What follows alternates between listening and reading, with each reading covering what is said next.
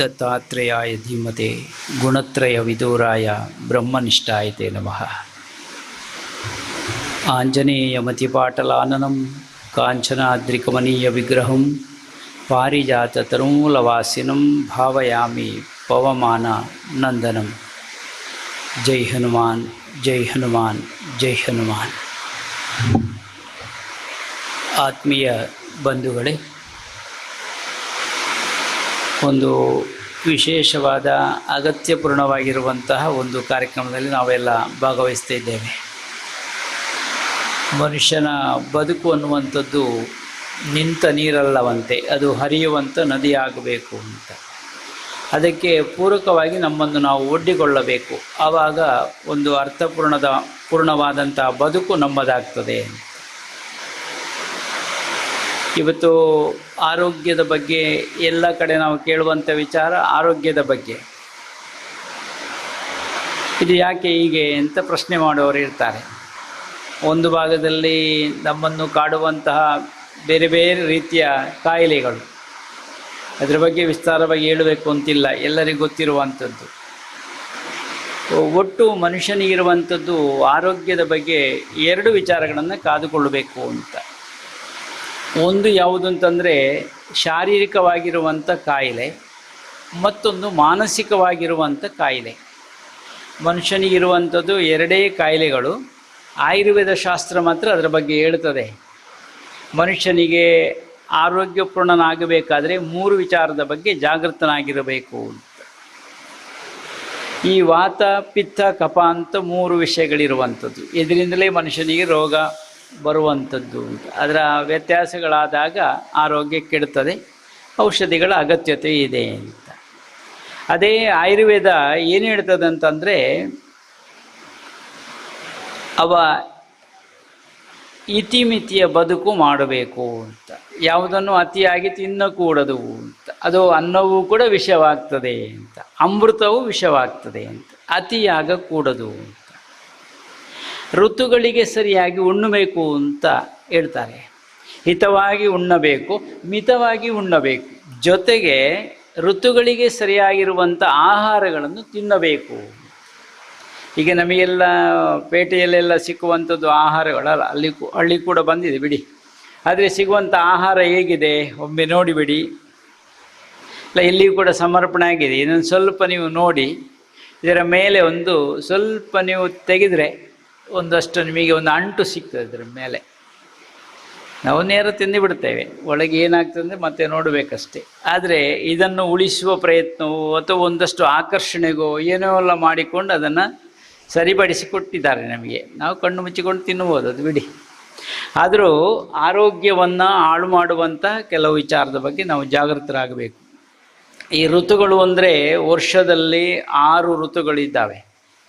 ಆ 2 ತಿಂಗಳಿಗೆ ಒಮ್ಮೆ ಒಂದು ಋತು ಬದಲಾಗ್ತದೆ. ಈಗ ನಾವು ಇರುವಂಥ ಒಂದು ವಿಚಾರವನ್ನು ನೋಡಿದರೆ, ಈಗ ನಾವು ಸಿಕ್ಕುವಂಥ ಪೇಟೆಯಲ್ಲಿ ಯಾವಾಗ ಈ ವಸ್ತು ಯಾವುದು ಅತಿಯಾಗಿ ಬರ್ತಾ ಇರ್ತದೆ, ಅದು ಆ ಒಂದು ಋತುಗೆ ಸರಿಯಾಗಿರುವಂಥ ಒಂದು ಆಹಾರ ಅಂತ ನಾವು ತಿಳ್ಕೊಳ್ಬೇಕು. ಈಗ ಮಾವು ಅನ್ನುವಂಥದ್ದು ಎಲ್ಲ ಕಾಲದಲ್ಲೂ ಎಷ್ಟು 365 ದಿನ ಅಲ್ಲ, ವರ್ಷ ಪೂರ್ತಿ ನಮಗೆ ಸಿಗ್ತಾ ಇರ್ತದೆ. ತಿನ್ಬೋದೋ ಬೇಡೋ ಡಾಕ್ಟ್ರನ್ನು ಕೇಳಿ ನೋಡಿ ನೀವು.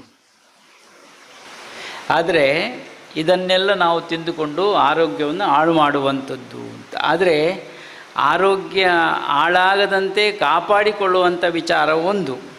ಮೊದಲು ಕಾಪಾಡಿಕೊಳ್ಳೋದು, ಬರದಂತೆ ನೋಡಿಕೊಳ್ಳೋದು. ಬಂದ ಮೇಲೆ ಮತ್ತೆ ಔಷಧಿಗಾಗಿ ಹುಡುಕಾಟ ಮಾಡ್ತೇವೆ, ಅದು ಬೇರೆ ವಿಷಯ. ಆದರೆ ಬರದಂತೆ ಕಾಯ್ದುಕೊಳ್ಳುವುದೇ ವಿಶೇಷ ಅಂತ ಹೇಳ್ತಾರೆ. ಅದಕ್ಕೊಂದು ಮಾತಿದೆ, ರೋಗ ಮತ್ತು ರೋಗಿ ಅಂತ 2 ಶಬ್ದ. ರೋಗ ಮತ್ತು ರೋಗಿ ಅಂತ. ರೋಗದಿಂದ ಕೂಡಿದಾಗ ಅವ ರೋಗಿ ಆಗ್ತಾನೆ. ಆದರೆ ವಿವೇಕಾನಂದರು ಒಂದು ಮಾತು ಹೇಳ್ತಾರೆ, ರೋಗಿಯನ್ನು ದೂಷಿಸಬೇಡಿ ಅಂತ ಹೇಳ್ತಾರೆ. ಅದು ನಮಗೆ ಸೇವೆ ಮಾಡಲಿಕ್ಕೆ ಅವಕಾಶ ಬಂದದ್ದು ಅಂತ. ಒಂದು ರೋಗಿಯನ್ನು ದೂಷಿಸಬೇಡಿ, ಆದರೆ ರೋಗವನ್ನು ದೂಷಿಸಿ ಅಂತ ಹೇಳ್ತಾರೆ. ಬಲ್ಲವರೊಂದು ಮಾತು ಉಂಟು, ಪೂರ್ವವನ್ನು ನೋಡಿದರೆ ರಾಗ ಅಂತ ಹೇಳ್ತಾರೆ, ಪಶ್ಚಿಮವನ್ನು ನೋಡಿದರೆ ರೋಗ ಅಂತಾರೆ, ಉತ್ತರದಲ್ಲಿ ಯೋಗ ಅಂತಾರೆ, ದಕ್ಷಿಣದಲ್ಲಿ ಭೋಗ ಅಂತಾರೆ. ಇದು ಎಲ್ಲವನ್ನೊಮ್ಮೆ ನಾವು ಅವಲೋಕಿಸಿ ನೋಡಿದರೆ ನಮಗೆಲ್ಲ ಬರುವಂಥ ಕಾಯಿಲೆಗಳು ಯಾವ ಭಾಗದಿಂದ ಬರ್ತದೆ ಅಂತಂದರೆ ಪಾಶ್ಚಾತ್ಯ ಭಾಗದಿಂದ, ಪಶ್ಚಿಮದಿಂದಲೇ ಬರುತ್ತದೆ. ಅದಕ್ಕೇನು ಸಂಶಯವೇ ಇಲ್ಲ. ಆದರೆ ಅದಕ್ಕೆ ಪರಿಹಾರಗಳನ್ನು ಹುಡುಕಬೇಕಾಗ್ತದೆ. ಔಷಧಿಗಳು ಇನ್ನೊಂದು ನಾವು ತಗೊಳ್ತೇವೆ.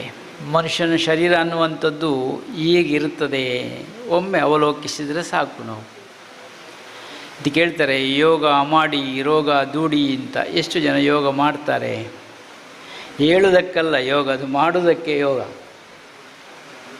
ಅದಕ್ಕೊಂದು ಯೋಗ ಬೇಕಾಗ್ತದೆ, ಅದು ಕೂಡಬೇಕಲ್ವ. ನಮ್ಮ ಆ ಭಾಗದಲ್ಲಿ ಕೂತವ್ರು ನಮ್ಮ ನೆನಪಿಸಿ ಎಷ್ಟು ಶಿಬಿರ ಮಾಡಿದ್ದಾರೆ ಅಂತ ಅವರಿಗೆ ಗೊತ್ತು. ಅಂದರೆ ಅನುಭವ ಎಲ್ಲ ಅವರಲ್ಲಿ ಕೇಳಿದ್ರೆ ಗೊತ್ತು, ಯಾವ ಯಾವ ಶಿಬಿರದಲ್ಲಿ ಏನೇನೆಲ್ಲ ಆಗ್ತದೆ ಅಂತ ಹೇಳಿಕೊಂಡು. ಇಲ್ಲಿ ಹೆಚ್ಚಾಗಿ ಕೆಲಸ ಮಾಡುವಂಥದ್ದು ಈ ಭಾಗದಲ್ಲಿ ನೋಡಿ. ಅವರನ್ನು ಒಮ್ಮೆ ನೆನಪಿಸಿ, ಡಾಕ್ಟರ್ ಶರತ್ರನ್ನು ಹೇಳಲಿಕ್ಕೆ ಇಚ್ಛೆಪಡ್ತೇವೆ. ಅದಕ್ಕೂ ನಮ್ಮಲ್ಲಿ ವೆಲ್ನೋಕಲ್ಲಿ ನಮ್ಮವರು ಅವರು ಆತ್ಮೀಯರು, ಕ್ಷೇತ್ರದ ಅಭಿಮಾನಿಗಳು, ನಮ್ಮ ಜನಾರ್ದನ್ ಅವರನ್ನು ನಾನು ಹೇಳಬೇಕು. ಒಮ್ಮೆ ಎದ್ದು ನಿಲ್ಲೋಣ ನೀವು.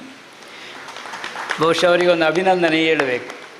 ಒಂದು ಕ್ವಿಂಟಾಲಷ್ಟು ರಕ್ತವನ್ನು ಸಂಗ್ರಹ ಮಾಡಿದಂಥ ಕೀರ್ತಿ ಅವರಿಗೆ ಸಲ್ಲಬೇಕು. ಹುಟ್ಟುಹಬ್ಬದ ನೆಪದಲ್ಲಿ ಅದನ್ನು ಅವರು ಮಾಡಿದ್ದಾರೆ. ಅಷ್ಟು ದಾನ ಮಾಡಿದಂಥ ಕೀರ್ತಿ. ಒಂದಷ್ಟು ಜನರು ಸೇರಿರ್ಬೋದು ಅದರಲ್ಲೆಲ್ಲ, ಆದರೆ ಅದನ್ನು ಸಂಘಟಿಸಬೇಕಾದ್ರೆ ಒಬ್ಬರು ಬೇಕಲ್ವ. ಅವರ ಮೂಲಕವಾಗಿ ಎಲ್ಲರೂ ಸೇರಿಕೊಂಡು ಒಂದಷ್ಟು ರಕ್ತದಾನವನ್ನು ಮಾಡುವಂಥದ್ದು. ರಕ್ತದಾನ ಮಾಡುವುದಂದರೆ ಪ್ರಾಣದಾನವನ್ನು ಮಾಡಿದಂತೆ, ಒಂದು ಪ್ರಾಣ ಉಳಿಸಿದಂತೆ ಆಗ್ತದೆ. ಆದರೆ ಒಂದು ಪ್ರಾಣ ಉಳಿಸೋದು ಮಾತ್ರ ಅಲ್ಲ, ಅವನೂ ಅದರ ಜೊತೆಗೆ ಆರೋಗ್ಯಪೂರ್ಣನಾಗ್ತಾನೆ. ಒಬ್ಬನ ರಕ್ತ ತೆಗೆದರೆ ಅವನಿಗೆ ನಷ್ಟ ಆಗುವುದಲ್ಲ, ಅವನಿಗಿನ್ನೂ ಒಳ್ಳೆಯದಾಗುವುದು. ಅದಕ್ಕೂ ಬೇಕಾದಂಥ ವಿಜ್ಞಾನದಲ್ಲಿ ಉತ್ತರವನ್ನು ಕೊಡ್ತಾರೆ. ಯಾವುದೇ ಇರಲಿ, ನಾವೀಗ ಅವಲಂಬಿಸಿರುವಂಥದ್ದು ಬೇರೆ ಬೇರೆ ಮಾರ್ಗಗಳು ಉಂಟು. ಅಲೋಪತಿಕ್ ಇರ್ಬೋದು, ಹೋಮಿಯೋಪತಿಕ್ ಇರ್ಬೋದು, ಅಥವಾ ಆಯುರ್ವೇದ ಇರ್ಬೋದು. ಇನ್ನಿತ್ಯಾದಿ ಬೇರೆ ಬೇರೆ ಚಿಕಿತ್ಸೆಗಳ ಮೂಲಕ ನಮ್ಮ ಆರೋಗ್ಯವನ್ನು ಒಳಿತು ಮಾಡಲಿಕ್ಕೆ, ನಾವು ರೋಗವನ್ನು ದೂಡಲಿಕ್ಕೆ ಪ್ರಯತ್ನ ಮಾಡ್ತಿರ್ತೇವೆ. ಇವತ್ತೊಂದು ಆಯೋಜಿಸಿರುವಂಥ ಈ ಪ್ರಕ್ರಿಯೆ ಏನು ಅಂತಂದರೆ, ಹುಟ್ಟುಹಬ್ಬದ ನೆಪ ಇರ್ಬೋದು, ಇಲ್ಲಿ ನಡೆಯುವಂಥದ್ದು ಗ್ರಾಮೋತ್ಸವ. 10 ಜನರಿಗೆ ಏನಾದರೂ ಸೇವೆ ಆಗಬೇಕು ಅನ್ನುವ ದೃಷ್ಟಿಯನ್ನಿಟ್ಟುಕೊಂಡು ಈ ಕಾರ್ಯಕ್ರಮವನ್ನು ಅವಲಂಬಿಸಿದ್ದೇವೆ, ಅಂದರೆ ಹೊಂದಿಸಿಕೊಂಡಿದ್ದೇವೆ. ನಾವು ನೋಡಬೇಕಾಗಿರುವಂಥ ವಿಚಾರ, ಇದು ಯಾಕೆ ನಾವು ಸಂಘಟಿಸಬೇಕು? ಈಗ ಸಮಾಜದಲ್ಲಿ ನೋಡುವಂಥದ್ದು ಒಂದು ಸ್ವಚ್ಛತೆಯ ಕೊರತೆ. ಎಲ್ಲ ಕಡೆ ನಾವು ಕಾಣೋದು ಅದನ್ನೇ. ಎಣ್ಣೆ ಇಲ್ಲಡ್ದಕ್ಕೆ ಅಜ ವಂಚಿಪೋಡು, ನಮ್ಮಲ್ಲಿ ಬೋಡ್ಚಿ ಅಂತಷ್ಟೇ. ಒಂದಿಷ್ಟನ್ನು ಮಾತ್ರ ನೋಡ್ತೇವೆ, ವಿಶಾಲವಾಗಿ ನಾವು ನೋಡೋದಿಲ್ಲ. ಒಟ್ಟು ರಾಷ್ಟ್ರದ ಚಿಂತನೆ ನಮ್ಮ ಮನಸ್ಸಲ್ಲಿರಬೇಕು. ನಾವು ಬದುಕುವ ಜೊತೆಗೆ ರಾಷ್ಟ್ರ ಚಿಂತನೆಯ ಒಂದು ವಿಚಾರವು ಅದರಲ್ಲಿ ಮೈಗೂಡಿಕೊಳ್ಳಬೇಕು. ಆಗ ಅವನು ಬೆಳೀತಾನೆ, ಸಮಾಜವನ್ನು ಬೆಳೀಲಿಕ್ಕೆ ಬಿಡ್ತಾನೆ ಅಂತ. ಎಲ್ಲದಕ್ಕೂ ನಂಬಿಕೆ ಅನ್ನುವಂಥದ್ದು ನಮ್ಮಲ್ಲಿ ಕೆಲಸ ಮಾಡ್ತದೆ. ನಮ್ಮಲ್ಲಿ ಕೆಲವರಿಗೆ ಉಂಟು, ಅದೇ ಡಾಕ್ಟ್ರ್ ಆಗಬೇಕು ಅಂತ. ಬೇರೆಯವ್ರನ್ನ ನೋಡೋದಿಲ್ಲ, ಅವರೇ ಆಗಬೇಕು, ಅವರ ಕಡೆಗೆ ಹೋಗ್ತಾರೆ. ಬೇಕಾದರೆ ನೋಡಿ, ಅವರನ್ನು ಕೇಳಿ ನೀವು, ನೀನು ರಜೆಗೆ ಮಾರ್ರಿ ಹೆಂಚಿನ ಉಂಟು, ನೀನು 15 ದಿನ ರಜೆಗೆ ಅಂತ ಹೇಳುವ ಈಗ ಮಾಡಲಿಕ್ಕೆ ಶುರು ಮಾಡ್ತಾರೆ. ಅವದಲ್ಲೂ ನೋಡಿ, ಅವರನ್ನು ಒಪ್ಪಿಕೊಂಡಿರ್ತಾರೆ. ಅವರು ಹೇಳಿದರೆ ಸಾಕು. ಈಗ ಮರಕಿಣಿಯವರಿದ್ದಾರೆ ನಿಮ್ಮ ಜೊತೆಗೆ, ಅವ್ರು ಹೇಳಿದರೆ ವಾರೇ ಡಾಕ್ಟ್ರ್ ಪನ್ನೋಡು 6 ಪಂಡನ್ನು ಸರಿಯಾದ ಎಂಕ್ಲಿಗೆ ಸಮಾಧಾನ ಹಾಕೋಣ 6 ಪಂಡಣ್ಣ ಅಂತ. ಒಬ್ಬ ರೋಗಿಗೆ ಅವರಿಗೆ ಹೇಳುವಂಥ ಸಾಂತ್ವನದ ಮಾತಿದೆ ನೋಡಿ, ಅದು ತುಂಬ ಬಲಯುತವಾಗಿರ್ತದೆ. ಅವರು ರೋಗ ಎಲ್ಲ ಓಡಿಬಿಡ್ತದೆ ಕೆಲವು ಸಲ. ಈ ನಂಬಿಕೆ ಕೆಲಸ ಮಾಡುವಂಥದ್ದು. ಒಬ್ಬರು ಡಾಕ್ಟ್ರು ಬರೆದು ಕೊಟ್ರಂತೆ ಒಬ್ಬನಿಗೆ, ರೋಗಿಗೆ, ಹೋಗಯ್ಯ ಇದೊಂದು 7 ದಿವಸಕ್ಕೆ ನೀನು ಹಾಲಲ್ಲಿ ಹಾಕಿಕೊಂಡು ಕುಡಿ ಹೋಗುವಂಥದ್ದು ಕಳಿಸಿದರು. ಇವ ಹಳ್ಳಿಯಿಂದ ಬಂದಿದ್ದ. ಈ ಕಾಗವನ್ನು ಹೀಗೆ ಆಡಿಸಿಕೊಂಡು ಹೋಗ್ತಾ ಇದ್ದೇನೆ. ಹೋಗಿ 7 ದಿನ ಪರ್ರೆ ಅಂತೀರು ಮರ, ಈ ತುದ್ದುಂಡು ಕಾಕಾಜಿನು ಅಂತ. ಅದನ್ನು 7 ತುಂಡು ಮಾಡಿದ್ದೇನಂತೆ. 7 ತುಂಡು ಮಾಡಿ ಒಂದೊಂದು ತುಂಡನ್ನು ಹಾಲಲ್ಲಿ ಹಾಕಿ ಕುಡ್ದ. ಕಾಗದನ್ನು ನುಂಗಿದ್ದಾನೆ ಎಲ್ಲ. 7 ದಿವಸ ಆಗುವಾಗ ಗುಣ ಆಗಿದೆ ಅವನಿಗೆ. ಎಲ್ಲ ಹೊಟ್ಟೆ ನೋವೆಲ್ಲ ಹೋಗಿದೆ. ಡಾಕ್ಟ್ರಿಗೆ ಬಂದು, ಯಾರು ಹೇಳೋದಿಲ್ಲ, ಗುಣ ಆದರೆ ಬಂದು ಹೇಳೋದು ಸ್ವಲ್ಪ ಕಡಿಮೆ. ಡಾಕ್ಟ್ರ್ ಒಂದು ಕೇಳಿ, ಸ್ವಲ್ಪ ಯಾರಾದರೂ ಬಂದು ಹೇಳ್ತಾರೆ ಗುಣ ಆತನ ಮಾರದೆ ಅಂತ. ಅದು ಹೇಳೋದಿಲ್ಲ. ಅವರು ಆಗ ಏನು ಮಾಡಿದೆ ಅಂತ ಕೇಳಿದ್ರಂತೆ. ನೀವು ಹೇಳಿದ್ದನ್ನು 7 ದಿವಸದ ಹಾಲಲ್ಲಿ ಹಾಕಿ ಕುಡಿದಿದ್ದೇನೆ, ಎಲ್ಲ ಗುಣ ಆಗಿದೆ. ಏನು ಕುಡಿದದ್ದು ಅಂತಂದು, ನೀವು ಕೊಟ್ಟದನ್ನು ಕುಡಿದಿದ್ದೇನೆ. ಕೊಟ್ಟದ್ದು ನಾನು ಕಾಗದ ಮೆಡಿಕಲ್ಗೆ ಕೊಟ್ಟದ್ದು ಔಷಧಿ ತೆಕ್ಕೊಳ್ಳು ಅಂತ, ನೀನು ಕಾಗದದ ಇನ್ನು ಅದನ್ನೇ ತುಂಡು ಮಾಡಿ ಕುಡಿದಿದ್ಯಲ್ವಾ ಅಂತ. ಇದರಲ್ಲಿ ಏನು ಕೆಲಸ ಮಾಡಿದೆ ಅಂದರೆ, ಔಷಧಿ ಅಲ್ಲ, ಅವರು ಹೇಳಿರುವಂಥ ಮಾತು, ಅವನ ನಂಬಿಕೆ ಅಲ್ಲಿ ಕೆಲಸ ಮಾಡಿದೆ ಅಂತ.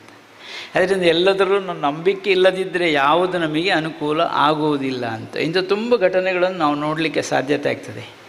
ಒಂದು ಬಾಟ್ಲಲ್ಲಿ ಸ್ವಲ್ಪ ಔಷಧಿಯನ್ನು ಕೊಟ್ಟರೆ ಅದು ಕಲರ್ ಸ್ವಲ್ಪ ಬದಲಾದರೂ ಹೇಳ್ತಾರೆ ಇನ್ನು ಬಣ್ಣ ಐತಂತೆ ಗಟ್ಟಿತ್ತು ಬಣ್ಣ ಅದು ಒಂಚೂರು ಮೆತ್ತನೆ ನೀರ್ಲಾತರು ಅಂತೆಂದು ಆಪಣೋ ಇಜ್ಜೋ ಅಂತ ಈ ಸಂಶಯಗಳು ನಮ್ಮನ್ನು ಏನು ಮಾಡ್ತದೆ ಕೊಲ್ತವೆ ಅಂತ ಹೇಳ್ಕೊಂಡು.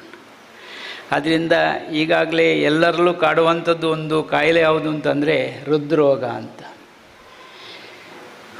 ಇದು ಬ್ರೈನಿಗೆ ಸಂಬಂಧಪಟ್ಟಿರೋದಿರುವುದು, ಮೆದುಳಿಗೆ ಸಂಬಂಧಪಟ್ಟಂಥ ವಿಚಾರ ಒಂದು, ಮತ್ತೊಂದು ಉದರಕ್ಕೆ ಸಂಬಂಧಪಟ್ಟಂಥದ್ದು, ಹೆಚ್ಚಾಗಿ ಲಿವರಿಗೆ ಸಂಬಂಧಪಟ್ಟಿರುವಂಥದ್ದು, ಬೇರೆ ಬೇರೆ ಕಾಯಿಲೆಯನ್ನು ನಾವು ನೋಡಲಿಕ್ಕೆ ಸಾಧ್ಯತೆ ಆಗ್ತದೆ.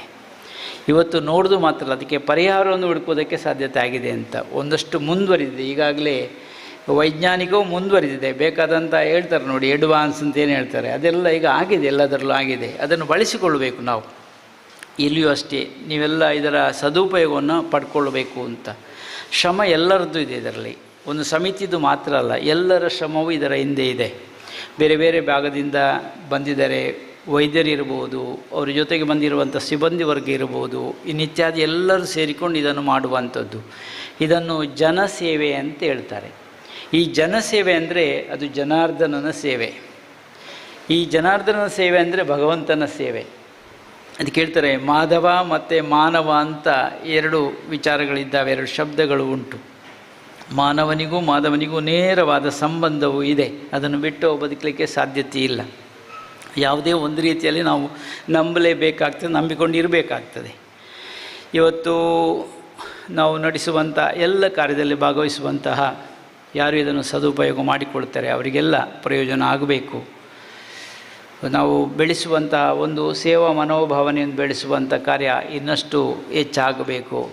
ನಾವು ನೋಡ್ತೇವೆ ಎಷ್ಟು ರೋಗಿಗಳು ಬಂದಿದ್ದಾರೆ, ಸಂಖ್ಯೆ ಹೆಚ್ಚಾದ ಕೂಡಲೇ ಅಯ್ಯೋ ಭಾರಿ ಜನಗೆ ಮಾರ್ರೆ. ಇದು ಜಾತ್ರೆ ಅಲ್ಲ, ನಿಜವಾಗಿ ಇದೊಂದು ಸೇವೆ. ಕಷ್ಟದಲ್ಲಿರುವವರ ಸಂಖ್ಯೆ ಕಡಿಮೆ ಆಗಬೇಕು ಅಂತ ನಮ್ಮ ಚಿಂತನೆ, ಹೆಚ್ಚಾಗಬೇಕು ಅಂತಲ್ಲ, ಕಡಿಮೆ ಆಗಬೇಕು. ಆದ ಕಾರಣ ಯಾರಿಗೆಲ್ಲ ಅಗತ್ಯತೆ ಉಂಟು ಅವರನ್ನು ಸದ್ಬಳಕೆ ಮಾಡಬೇಕು. ಕೆಲವೊಂದನ್ನು ಉಚಿತವಾಗಿ ನಾವೆಲ್ಲ ಮಾಡುವ ಒಂದು ಪ್ರಯತ್ನ ಮಾಡ್ತೇವೆ. ಯಾಕಂದರೆ ಉಚಿತ ಕನ್ನಡಕ್ಕಿರ್ಬೋದು, ಇನ್ನಿತ್ಯಾದಿ ಇರ್ಬೋದು, ಅದರ ಬಗ್ಗೆ ಎಲ್ಲ ನಾವು ಯೋಚನೆ ಮಾಡಬಹುದು. ಎಲ್ಲರಿಗೂ ಕೂಡ ದೇವರು ಒಳಿತನ್ನು ಉಂಟು ಮಾಡಲಿ, ಇಂಥ ಸೇವಾ ಕಾರ್ಯದಲ್ಲಿ ನಮ್ಮನ್ನು ನಾವು ತೊಡಗಿಸಿಕೊಳ್ಳುವ ಅಂತ ಹೇಳುತ್ತಾ, ಎಲ್ಲರೂ ಹಿತವಾಗಿ ಮಿತವಾಗಿ ಋತುಗಳಿಗೆ ಸರಿಯಾಗಿ ಆಹಾರವನ್ನು ತೆಗೆದುಕೊಂಡು ಆರೋಗ್ಯಪೂರ್ಣರಾಗುವ ಅಂತ ಹೇಳುತ್ತಾ, ನಮ್ಮವರು ಹಿರಿಯವರು ನಮ್ಮ ಜೊತೆಗಿದ್ದಾರೆ, ಎಲ್ಲರೂ ನಮ್ಮವರು ಅಂತ ನಾನು ಹೇಳಲಿಕ್ಕೆ ಇಷ್ಟಪಡ್ತೇನೆ. ಸಲಹೆ ಆವಾಗವಾಗ ಯಾವಾಗ ಬೇಕೋ ಆವಾಗ ಸಲಹೆ ಕೊಡುವಂಥ ಪ್ರಯತ್ನವನ್ನು ಅವರು ಮಾಡ್ತಾರೆ. ಇವರನ್ನು ನಾನು ಹೇಳಬೇಕು, ಎಲ್ಲ ಆತ್ಮೀಯರು ಅಂತ ಒಂದೇ ಮಾತಲ್ಲಿ ಹೇಳುತ್ತಾ ಎಲ್ಲರೂ ತಯಾರಿಯಾಗಿದ್ದಾರೆ. ಈಗಾಗಲೇ ನಾವು ಮಾತಾಡಿ ಸಮಯ ಕಳೆಯೋದಕ್ಕೆ ಅವಕಾಶ ಅಲ್ಲ. ಎಲ್ಲರಿಗೂ ಒಳಿತಾಗಲಿ ಅಂತ ಹೇಳುತ್ತಾ ನಮ್ಮ ಮಾತಿಗೆ ಬಿಂದಿಡ್ತೇವೆ. ಅವಧೂತ ಚಿಂತನ್ ಗುರುದೇವ.